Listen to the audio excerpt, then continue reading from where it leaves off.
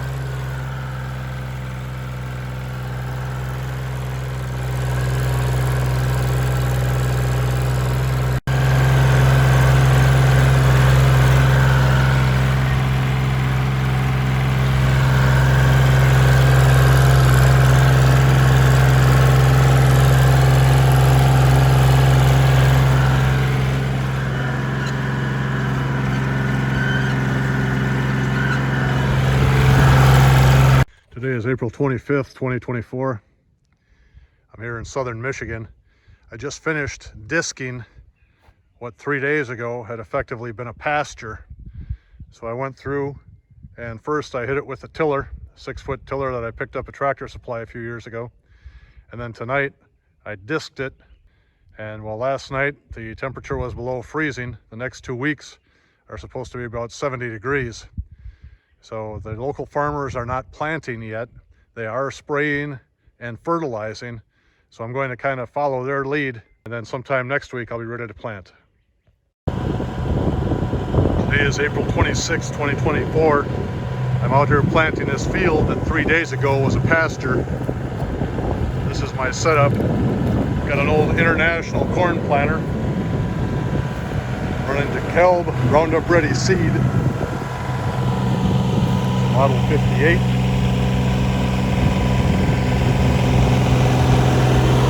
I put rear hydraulics on my tractor some years ago. That makes life a lot easier. The old Kubota's doing its job. So I'm planting for the deer.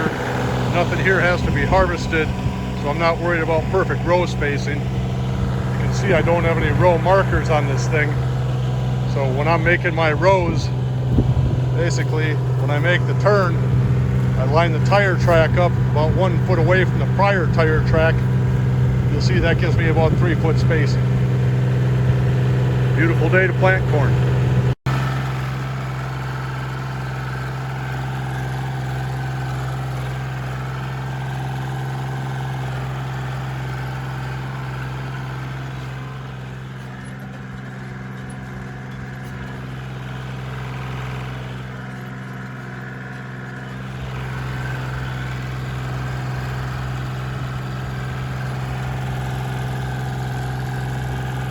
Well, an hour and a half later, I'm standing here surveying my work, and I ended up with 22 pounds of corn to do everything you see there on the left-hand side. That's with 36-inch spacing on the International corn planter. And then I ran out of corn on the left side, and I had paid 180 bucks for that stuff. It's Roundup ready. And I went to the local elevator, and for this little area on the right side, I picked up about 40 pounds of beans that they had in a broken bag there. And that only cost me 20 bucks. And then in the name of science, since I'm on 36-inch rows, first I went west to east, which is left to right in this picture, and then I went back north to south. I suspect the turkeys and the woodchucks and the deer are going to hammer that thing hard. So effectively that's a little crosshatch pattern, much like a chessboard. I don't know what it's going to turn out to be, or if I put too much seed on for that much land. I guess we'll find out when it grows up. Now I have a tornado spreader that goes on the back of the tractor, and I have about 300 pounds of fertilizer left from last year. I'm going to run around and fertilize this thing, and then we'll let nature take its course. When I'm done planting, there's invariably seed left in the hoppers. A real time-saving, efficient way to get that stuff out is just using a little shop vac. So I'll plug this guy in, suck up the seed. It'll take me 2 minutes to clean out these 4 hoppers. When I switched over to plant that little bit of beans, I just left the corn plate in. So based on this look, it seems that each spot will accommodate 2 beans. This planter only sees use for about 1.5 hours or 2 hours per year. So at the end of the planting, I go through and vacuum things out pretty well. I don't want to leave any seeds in there that attract moisture and turn to a little glob of goo. There's no reason to try to attract squirrels or mice or whatever else. So I clean it up, put the tops on, and it's ready to go for next year. Well, it's been about 4 hours since I planted.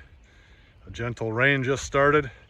They're forecasting it to rain through the night, maybe end up with a total accumulation of 1/2 inch. I'm hoping this is an indication of good things to come. Thanks for watching.